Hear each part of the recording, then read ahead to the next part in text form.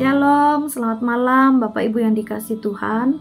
Bertemu kembali bersama saya Fikari Sonia di dalam Renungan Malam Resort GKI Sampit edisi Kamis tanggal 14 September tahun 2023. Firman Tuhan bagi kita yaitu terdapat di dalam kitab Kejadian pasal 37 ayat yang ke-12 sampai yang ke-36.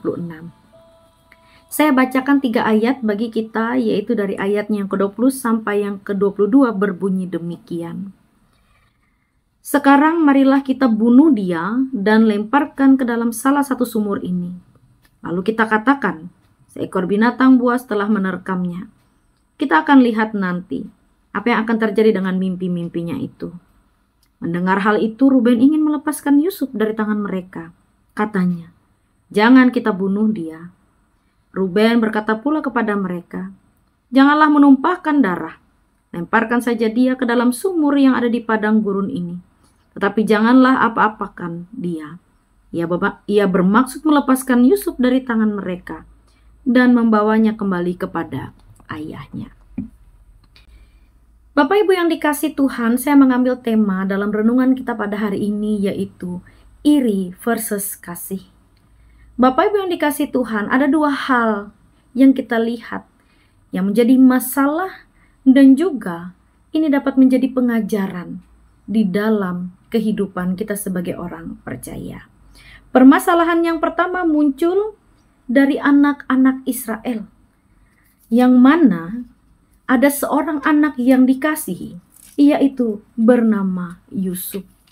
Israel yang kita kenal, nama sebelumnya ialah Yakub. Yakub memiliki banyak anak dan dia mempunyai anak yang paling ia kasihi yaitu yang bernama Yusuf. Dan kemudian Yusuf mendapatkan sebuah mimpi di mana menunjukkan pada suatu saatnya nanti Yusuflah yang akan memimpin keluarga di atas saudara-saudaranya dan juga orang tuanya. Melihat hal yang demikian, apa yang Yusuf sampaikan dan ia ceritakan kepada saudara dan kepada orang tuanya, saudara-saudaranya tidak terima. Bagaimana kehidupan Yusuf yang harus berdiri, yang harus berada di atas saudara-saudaranya. Dan tentunya ini menunjukkan satu rasa iri yang luar biasa. Dan rasa iri ini pun ditunjukkan lebih ketika Yakub atau yang dikenal dengan Israel lebih mengasihi Yusuf dan lebih memperhatikan Yusuf di dalam kehidupannya. Dari 3 ayat yang saya bacakan tadi Bapak Ibu yang dikasihi Tuhan, ini menggambarkan secara singkat bagaimana dan hal apa yang terjadi dalam kehidupan Yusuf. Ketika saudara-saudaranya mengalami satu rasa iri yang luar biasa, dan rasa iri ini ternyata menjadi dasar awal permulaan bagaimana kehidupan Yusuf berubah jauh dari kehidupannya yang semula. Di mana ketika ia yang dikasihi oleh orang tuanya yang diberikan perhatian yang khusus, tetapi ia harus meninggalkan keluarganya. Ia dijual dan ia harus pergi jauh dan dibawa ke Mesir. Bapak Ibu yang dikasihi Tuhan, apa yang terjadi dalam kehidupan Yusuf itu tidak lepas juga dari namanya kasih. Di mana walaupun rasa iri itu menguasai saudara-saudaranya pada saat itu, tetapi kasih terhadap saudara, cinta kasih yang ditunjukkan Ruben, itu juga dapat menjadi dasar di mana Allah bekerja di dalam kehidupan Yusuf. Bahwa walaupun rasa iri ini tadi menjadi dasar kehancuran dari Yusuf, kepergian Yusuf dari saudara dan di tengah-tengah keluarganya, tetapi kasih Allah melalui perantaraan Ruben, Allah tetap menolong Yusuf. Bapak Ibu yang dikasihi Tuhan, mengapa saya membandingkan rasa iri dan kasih? Dalam kehidupan manusia tentu wajar jika kita mengalami yang namanya rasa iri. Tetapi hendaklah sebenarnya rasa iri ini menjadi satu pacuan di dalam kehidupan kita, agar hidup kita ini semakin dipacu untuk boleh belajar, boleh menjadi satu tantangan yang lebih agar kita meningkatkan kehidupan kita yang mungkin jauh tertinggal dari orang yang boleh kita katakan menjadi satu objek rasa iri di dalam kehidupan kita. Nah, Bapak Ibu yang dikasihi Tuhan, rasa iri mengajarkan kita, seharusnya kita belajar bagaimana kita menjadi lebih baik. Namun di sini, di dalam cerita Yusuf dan saudara-saudaranya, rasa iri menjadi dasar yang mana itu bisa dikatakan asal mula dosa. Itu menjadi dasar di mana manusia memiliki dosa yang semakin dan akan menjadi lebih besar. Rasa iri bisa menjadi sumber kemarahan. Rasa iri bisa membuat manusia bertindak lebih jauh, bahkan bisa menghilangkan nyawa seseorang. Tetapi Bapak Ibu yang dikasihi Tuhan, ada satu hal yang bisa membuat kita ingat bahwa bagaimana ada satu rasa, yaitu tentang kasih. Dalam kehidupan kita sebagai orang percaya, di dalam hukum yang telah diajarkan oleh Yesus, kita diajarkan untuk mengasihi. Kasihilah sesama manusia seperti dirimu sendiri. Apa yang telah diterapkan oleh Ruben, mungkin ini mengingatkan kita bagaimana rasa kasih itu menutupi, menjauhkan rasa iri yang telah berkuasa di dalam diri kita. Begitu halnya ketika Tuhan Yesus telah mengasihi kita. Dia mengajarkan kita bagaimana kita harus mengasihi musuh-musuh kita. Kita harus mengasihi orang sekitar kita. Baik dan buruknya orang menilai kita, kita perlu belajar untuk mengasihi. Rasa iri memang tidak bisa kita hilangkan. Rasa iri memang akan ada dan selalu muncul di dalam diri kita. Artinya apa Bapak Ibu? Kalau ada rasa iri di dalam diri kita, berarti kita mau dan harus merubah dan harus menuntun kita menjadi lebih baik. Dan jangan sampai rasa iri itu lebih menguasai diri kita, sehingga kita lupa akan kebaikan-kebaikan yang harus kita lakukan untuk berbenah diri.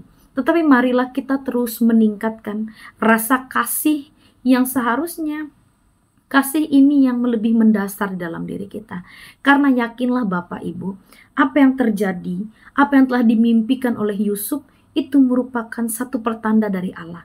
Bahwa melalui ia akan ada kepemimpinan, akan ada salah satu pemimpin yang tentunya memimpin keluarga, orang tua, orang-orang sekitar.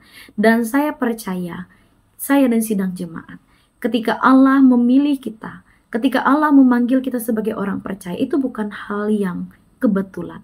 Dan ketika kita mendapatkan satu kedudukan, dan ketika kita berada dalam posisi tertentu yang mungkin saja bagi orang itu tidak nyaman, tidak layak, tetapi bagi kita itu nyaman, atau sebaliknya, bagi kita itu layak, tetapi di pandangan orang tidak layak, percayalah Tuhan mempunyai rencana. Walaupun saudara-saudara Yusuf ingin membunuh Yusuf, ingin membuang ia jauh-jauh dari keluarganya, tetapi Allah mempunyai 1000 cara. Tidak ada yang mustahil.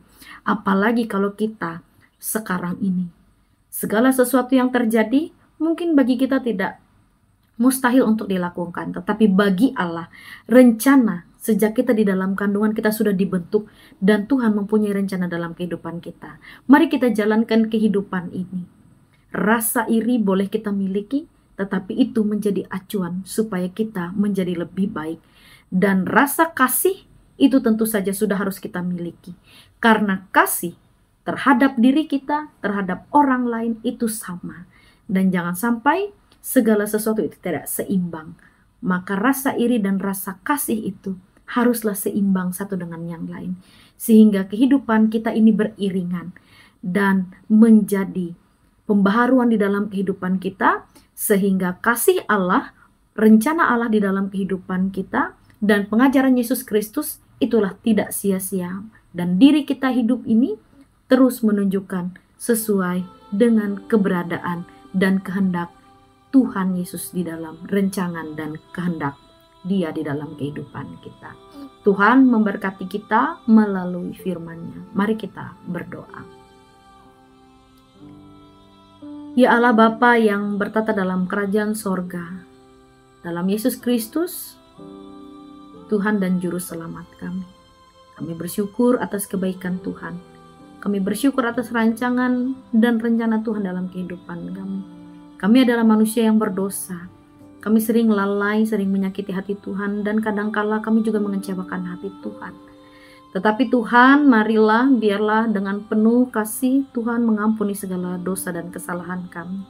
Firman Tuhan kembali diingatkan untuk kami terus belajar bagaimana kami harus berjalan beriringan, walaupun pemikiran kami tidak pernah lepas dari namanya dosa. Tapi kami yakin dan percaya Tuhan senantiasa membarui kehidupan kami.